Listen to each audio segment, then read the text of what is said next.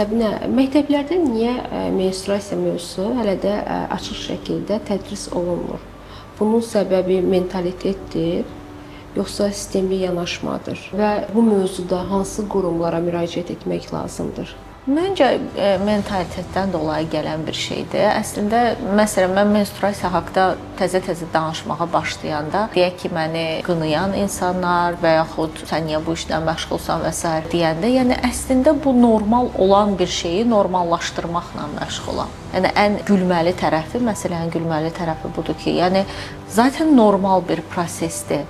Və bunu asanlaşdırmağa çalışırsan. Bunu normal olanı normallaşdırmaq, yəni normal bir prosesi o qədər anormallaşdırıblar ki, o qədər tabulaşdırıblar ki, o qədər əlçatmaz ediblər ki, yəni 12 yaşında deyək ki, menstruasiya olan bir qız bu mövzuda nə qədər əlçatanlığı var və səbəb də odur ki, sanki burada bir təhlükəli bir şey var, 18+ bir mövzudur. Məsələn, belə deyək, əgər bu mövzunu normal qəbul edən, tədrisə daxil edən ölkələrdə normal şəkildə gəlirlər, hətta heç belə deyək də akt zalına yığmadan sadəcə sinif-sinif də bu məlumatları ötürürlər.